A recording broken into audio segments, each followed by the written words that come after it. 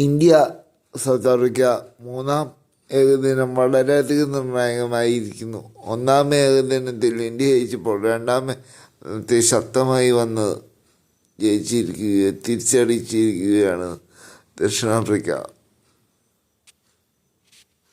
അവിടെ മൂന്നാം മത്സരം നിർണായകമായി. ടെസ്റ്റ് പരമ്പരയുടെ സമ്പൂർണ്ണ തോൽവിക്ക് ശേഷം വൺഡേ പരമ്പരയും കൈവിടുമെന്ന ഭയം ഇന്ത്യക്കുണ്ട്.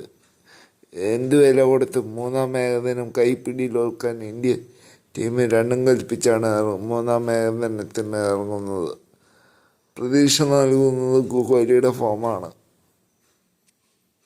വാർത്തകളിലേക്ക് പോകുന്ന നമ്മുടെ ഈ ചാനലൊന്ന് സബ്സ്ക്രൈബ് ചെയ്യുക. നമുക്ക് നേരെ വീഡിയോയിലേക്ക് പോകാം.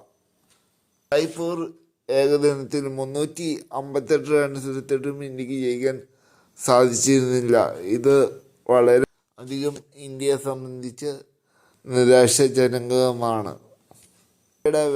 പ്ലേയിങ് 11-ൽ രണ്ടാം ഏകദിനത്തിനെ അപേക്ഷിച്ച് മൂന്നാം ഏകദിനത്തിൽ വലിയ അഴിച്ചുപണി തന്നെ കാണും, പ്രത്യേകിച്ച് ബോളിങ്ങിൽ. മൂന്നാം ഏകദിനത്തിൽ പ്ലേയിങ് 11 സാധ്യത നോക്കാം. എൻ്റെ ഒരു കാഴ്ചപ്പാടിൽ പറയാനാണ്, ഓപ്പണർ ജയ്സ്വാൾ രണ്ട് ഏകദിനത്തിനും നിരാശപ്പെടുത്തി. അതുകൊണ്ട് മൂന്നാം ഏകദിനത്തിന് വളരെയധികം നിർണായകമായ ഒരു ഏകദിനത്തിൽ ജയ്സ്വാളിനെ മാറ്റി പരീക്ഷിക്കാൻ ഇന്ത്യ നിർബന്ധമാവും. ജയ്സ്വാളിന് പകരം മധ്യനിരയിൽ കഴിഞ്ഞ വർഷം സെഞ്ചുറി പ്രകടനം നടത്തിയ ഗെയ്ക്വാദിനെ ഓപ്പണിംഗ് റോളിലേക്ക് കൊണ്ടുവരും വന്നേക്കും. മൂന്നാം ഏകദിനത്തിൽ മിന്നും ഫോമിൽ കളിക്കുന്ന കിങ് കോഹ്ലി കളിച്ചേക്കും.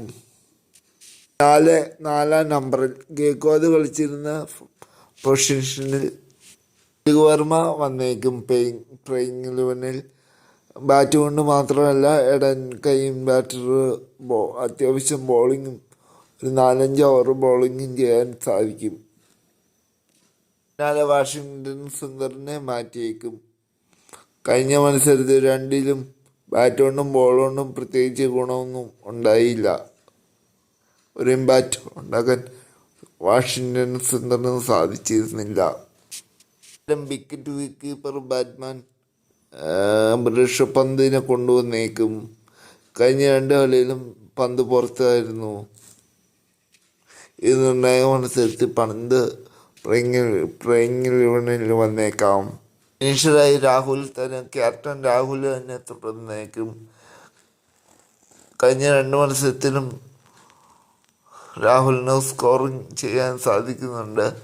ബോൾ കുറച്ച് മിസ്സിങ് കൊണ്ടാണ് രാഹുലിനെ ആറാം നമ്പറിൽ കളിപ്പിച്ചാൽ നന്നായിരിക്കും. 10 സെഞ്ചുറികളും ഇതിനോടകം രാഹുൽ നേടിക്കഴിഞ്ഞു. 7 നമ്പറിൽ ജഡേജ തുടരുമ്പോൾ 8 നമ്പറിൽ ഹർഷിയാണ് തുടരും. 9 നമ്പറിൽ ഹർഷദീപ് കളിക്കും. 10 നമ്പറിൽ മുൻദീപ്. 11 നമ്പറിലാണ് ഒരു സംശയം. കൃഷ്ണനെ മാറ്റി നിതീഷ് കുമാർ റെഡ്ഡിനെ ഏതെങ്കിലും പൊസിഷനാണ് ഈ വീഡിയോയിൽ പറയാനുള്ളത്. ചാനൽ ആദ്യമായിട്ട് കാണുകയാണെങ്കിൽ സബ്സ്ക്രൈബ് ചെയ്യുക.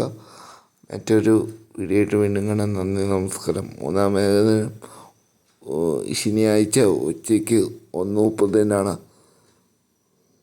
ഫസ്റ്റ് ബാറ്റിംഗ് എടുക്കുന്ന ആൾ ജയിക്കാൻ സാധ്യതയുണ്ട്.